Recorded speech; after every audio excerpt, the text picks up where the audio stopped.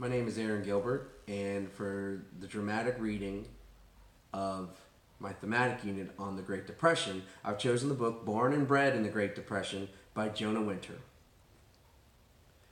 When you grew up on the edge of town next to the tracks, you could hear the trains going by at night. East Texas, the 1930s, the Great Depression. In that tiny white frame house, there were 10 of you, 8 kids and your parents in 4 small rooms. You slept at the foot of one bed because there were only 2 beds and you were the youngest. You had to read by kerosene lanterns because you couldn't afford electricity. You got your water from a well because there was no indoor plumbing. There were no toilets, so you had to use an outhouse. I know because you've told me, Dad. This was the world you grew up in. There weren't any jobs, or not many, and sometimes your dad, Grandpa Winter, couldn't find work. He'd make the slow walk home empty-handed, past the storefronts, over the bridge, all the way to the edge of town, where the poorest people lived. Waiting for him there were 9 mouths to feed with no money. Some mornings at the lumber yard where Grandpa sometimes worked, he had to run a foot race against other men like him. If he won, that meant he got to work that day. That meant he'd won the right to sweat. In the hot Texas sun, painting railroad ties with tar, hoisting them up when they were dry for 10 cents an hour. Low-paying work was better than no work at all. During those years, you spent your summers daydreaming, exploring the woods behind your house. I wonder what you dreamed about. Were you dreaming of a different world? With no money for new shoes, your feet got tough as leather, walking barefoot down the gravel roads, walking on the hot rails, day after day. That's what you've said. But you've also said you never went hungry. There were vegetables and fruit from the garden, corn and okra, tomatoes, watermelons, peas and potatoes and collard greens. What you couldn't eat right away, your mom would store in mason jars, apples and peaches and pears, sealed until the winter. And there were always eggs, and there was often chicken, everyone's favorite, fried up in a cast iron skillet. How hard Granny Winter must have worked feeding so many people, especially with you and David and Harry and Lou and Ada and Olita, all too young to help. The way you describe her, Granny Winter did everything, cooking, cleaning, gardening, milking. But even as strong and as tough as she went a little crazy sometimes.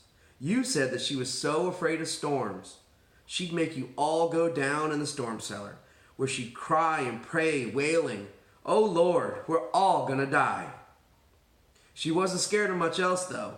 Like the time a bull wandered into your pasture through an open gate, she just grabbed it by its horns and let it out. Sometimes it's hard to believe this world was even real. Maybe I've remembered it wrong. Did Grandpa Winter really know a hermit who lived in the woods and ate beans from a jar?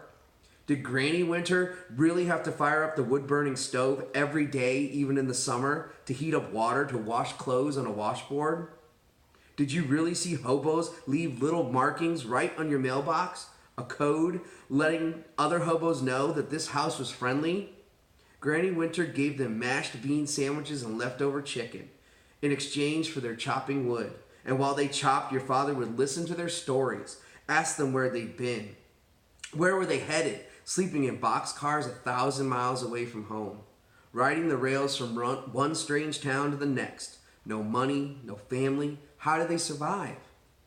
On the radio, you'd hear what life was like in those northern cities far away, where people who'd lost their homes had to move into shacks made of cardboard, side by side with other shacks, makeshift towns and public parks, Hoovervilles, you called them, named after President Herbert Hoover, whom many blamed for the Great Depression. I don't know what caused it, you said. All I know is that, poor as we were, my folks never took one dime from the government. Maybe they should have. Maybe that would have made life easier for you. But somehow, Dad, you survived. And there were things that made life bearable. A trip with your father to the ice house, riding up front in his old Model T to pick up a block of ice.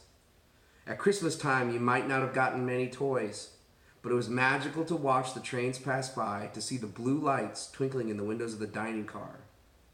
And it was a good day if you got to play chess with your dad, or to listen to him play the banjo on the porch in his special style, 2 fingers gone from a lumber mill accident. You tell me he read a library book every night in that dim light from the kerosene lamps, after the cares of the day were done.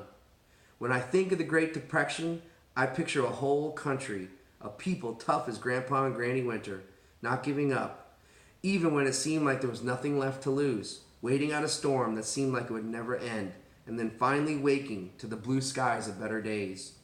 And I see you, Dad, in your little overalls, listening to the trains, walking through the woods, learning to love those things that didn't cost a single penny. The end.